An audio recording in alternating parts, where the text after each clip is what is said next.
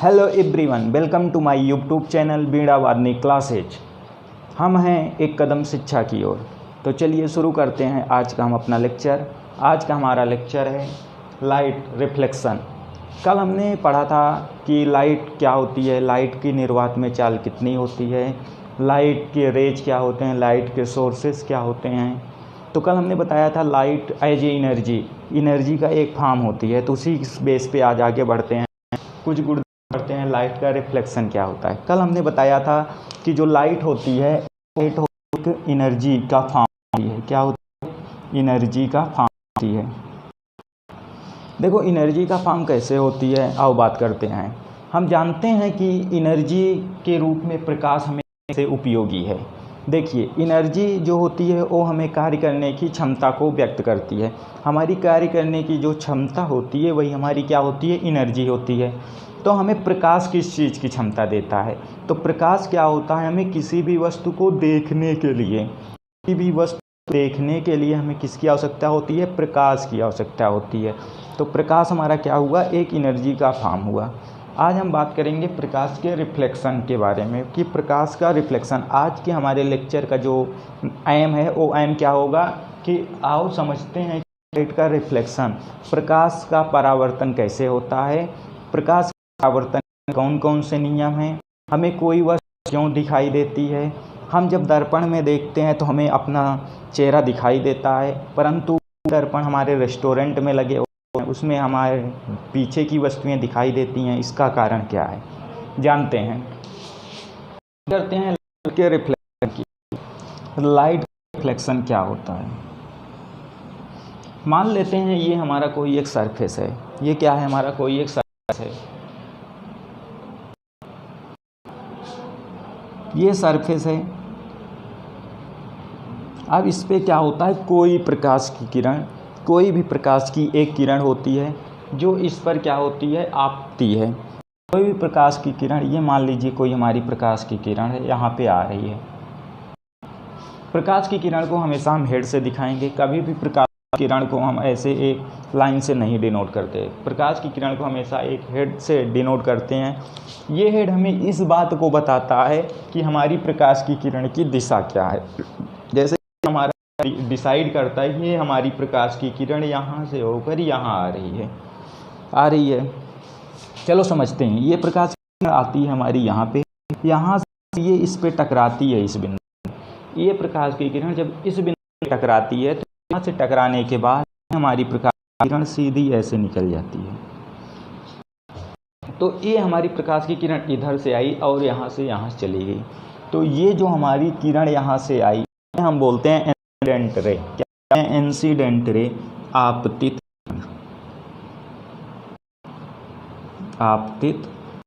किरण।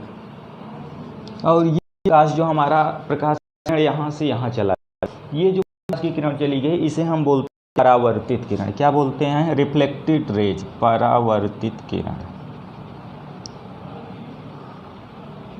परावर्तित किरण। अब हम समझते हैं कि ये आपतित किरण और परावर्तित किरण क्या होती है। जब हमारा प्रकाश किसी भी नॉर्मल मीडियम में आता है तो वो टकराने के बाद माध्यम या मीडियम में वापस चला जाता है। इसमें पहला हमारा आता है, इसमें क्या हम देखते हैं कि हमारा जो प्रकाश की किरण जिस माध्यम में आई थी, मान लो ये हमारा माध्यम एयर था। क्या था? एयर था। चलो ठीक है, एयर। हमारा जो किरण थी वो एयर से आई और एयर में ही चली। क्या माध्यम चेंज हुआ? नहीं। तो हम पहला पॉइंट कहते हैं कि प्रकाश के परावर्तन में जो माध्यम होता है वो चेंज नहीं होता है। प्रकाश जिस माध्यम में आता है परावर्तित होकर उसी माध्यम में वापस चला जाता है। तो इस क्रिया को क्या कहते हैं? प्रकाश का परावर्तन कहते हैं। अगर आपसे कोई पूछता है प्रकाश का परावर्तन क्या होता है तो आप बताओगे किसी भी प्रकाश की किरण का किसी बिंदु से टकराकर पुनः अपने माध्यम में वापस लौट जाना प्रकाश का परावर्तन कहलाता है। आओ हम इसे कुछ व्यवहारिक उदाहरण से समझते हैं। जैसे बचपन में हम गेंद खेलते थे। गेंद को जब किसी बॉल में वॉल पे लगने के बाद बॉल हमारे पास पुनः वापस आ जाती है। जब भी किसी गेंद को हम किसी दीवार पे मारते हैं, दीवार के बाद गेंद हमारी पुनः हमारे पास वापस आ जाती है।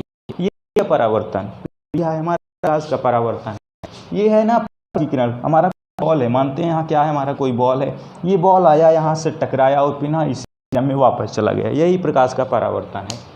तो अगर पूछता है तो क्या आप बताएंगे, हम ये कह सकते हैं प्रकाश की किसी मान से टकराकर उसी मान में वापस जाना प्रकाश का परावर्तन कहलाता है।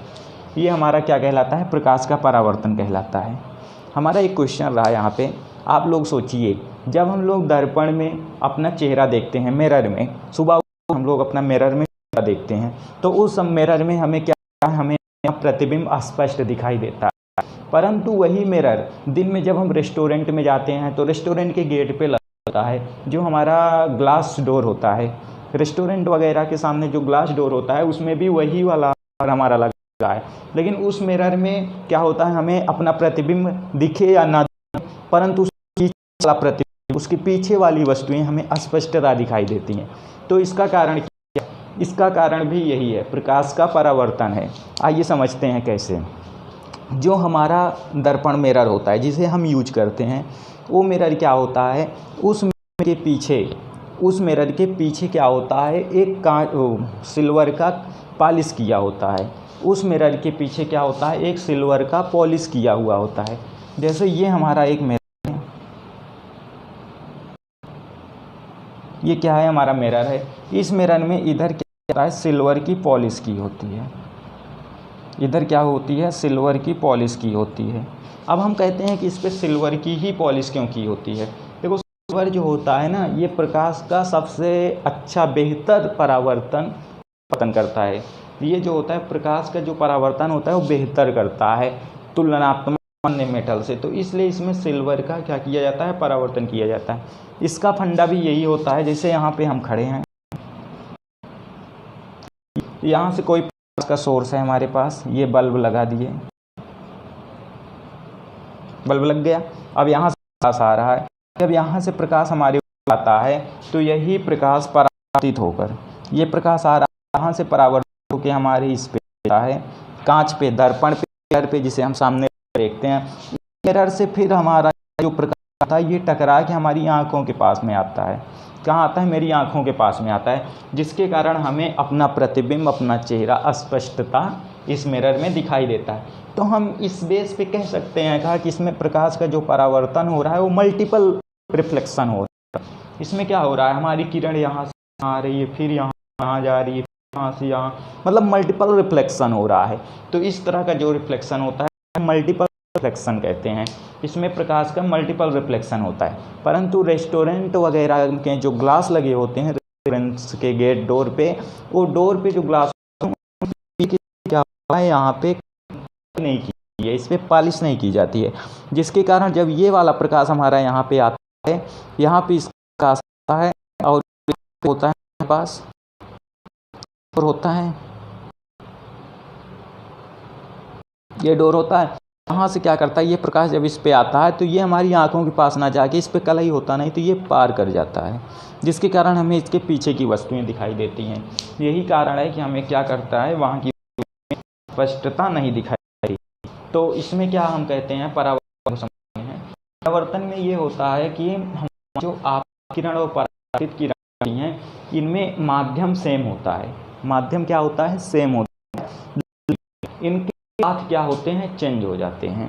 इनके पाथ क्या चेंज हो जाते हैं।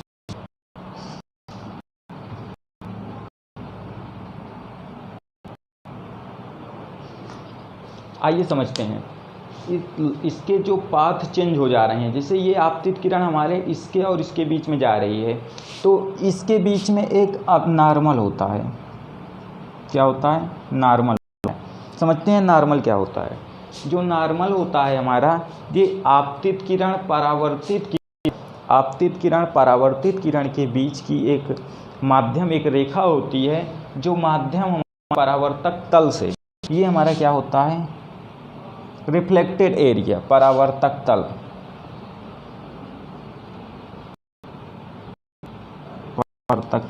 अब हम कह सकते हैं कि परावर्तक तल पर खींचा गया अभिलंबवत परपेंडिकुलर लाइन जो होती है वो अभिलंब होती है।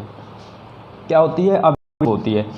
हम क्या होता है, परावर्तक तल पर रिफ्लेक्टेड प्लेन पर खींचा गया परपेंडिकुलर, इनको हम लोग अभिलंब नॉर्मल बोलते हैं।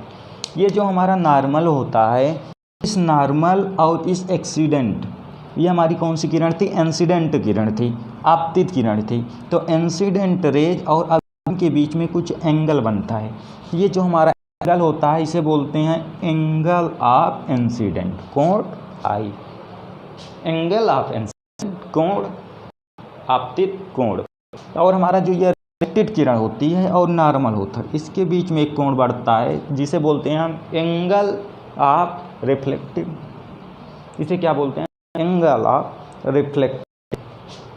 ये हमारा रिफ्लेक्शन होता है, क्या होता है, रिफ्लेक्शन,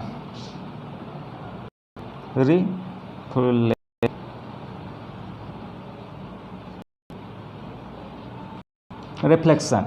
ये रिफ्लेक्शन हमारा दो टाइप का होता है, टाइप का होता है, दो टाइप का होता है। पहला हमारा रिफ्लेक्शन जो होता है रेगुलर रिफ्लेक्शन। क्या होता है, रेगुलर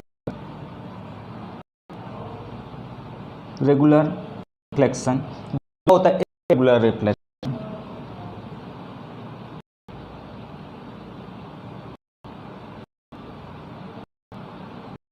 आओ समझते हैं रेगुलर रिफ्लेक्शन में क्या अंतर होता है। देखो रेगुलर रिफ्लेक्शन में क्या होता है, जैसे हमारा कोई परावर्तक तल होता है, ये क्या होता है, हमारे पास कोई परावर्तक तल है, इसमें परावर्तक तल में हम क्या पढ़ते हैं, तो हमारे प्रकाश की किरण कोई आती है ऐसे, तो यहाँ से टकराने के बाद ये पुनः अपने में वापस लौट जाती है ऐसे। दूसरी हमारी ठीक इसी तरह ये आई यहाँ पे, यहाँ से इस पे फोल्ड की, उसके बाद ये वापस इधर स्ट्राइक करके चली गई। ऐसे हमारी ये आई है प्रकाश की, और स्ट्राइक करके ये इधर चली गई। तो ये हमारे क्या होते हैं, रेगुलर रिफ्लेक्शन। रेगुलर रिफ्लेक्शन का अगर कोई पूछता है रेगुलर रिफ्लेक्शन क्या होते हैं, these are reflection in the rays are parallel reflective then is called regular reflection. Regular reflection में जो हमारी किरणें आती हैं वो परावर्तित होकर पुनः अपने माध्यम में समानांतर वापस चली जाती हैं। इसमें क्या होता है, हमारा जो परावर्तक तल होता है ये हमारा सिंपल होता है, नॉर्मल होता है। दूसरा हम देखते हैं इरेगुलर में क्या होता है। इरेगुलर जो प्लेन होता है ये हमारा रफ होता है, ऐसे होता है तल हमारा, ये हमारा क्या होता है, रफ टाइप का होता है, ये प्लेन नहीं होता। इस पे प्रकाश की किरणें ऐसे आई, इस पे टकराई, ये प्रकाश की किरणें इधर से वापस चली। दूसरी हमारी प्रकाश की किरण आई, यहाँ टकराई, ये इधर वापस चली आई। मतलब इसमें क्या है, किरणें निश्चित नहीं है कि किस दिशा में जा रही हैं, तो रिफ्लेक्ट होकर किसी भी दिशा में चली जाती है। तो इस प्रकार के रिफ्लेक्शन को हम क्या कहते हैं, इरेगुलर रिफ्लेक्शन कहते हैं। That's all. अब आइए हम बात करते हैं कि रिफ्लेक्शन के नियम क्या, बात करते हैं law of reflection. Law of reflection,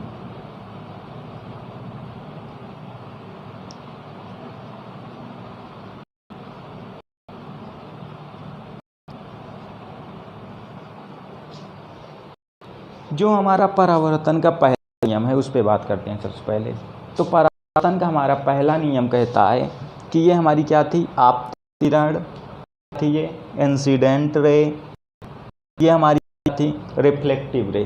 तो कहता है इंसिडेंट रे, रिफ्लेक्टिव रे और नॉर्मल तीनों एक ही बिंदु पर होते हैं। ये हमारा पहला नियम होता है कि आपतित किरण, परावर्तित किरण तथा अविलंब तीनों एक बिंदु पर एक दूसरे को काटते हैं। पहला क्या नियम है, एक ही बिंदु पर काटते हैं, ठीक, एक ही पॉइंट पे मिलते हैं। आप किरण, परावर्तित किरण और अविलंब तीनों एक ही पॉइंट पे मिलते हैं। ये हमारा पहला नियम है। दूसरा नियम हमारा था कि ये जो आपतित किरण जिस एंगल से परावर्तन तल पे टकराती है, उसी एंगल के साथ ये पुनः परावर्तित पर चली जाती है। मान ये हमारा नॉर्मल के साथ ये जो angle of incident, angle of incident ये इक्वल होता है हमारे एंगल ऑफ रिफ्लेक्शन के। ये हमारा क्या होता है, एंगल ऑफ रिफ्लेक्शन के, ये दोनों सेम होते हैं।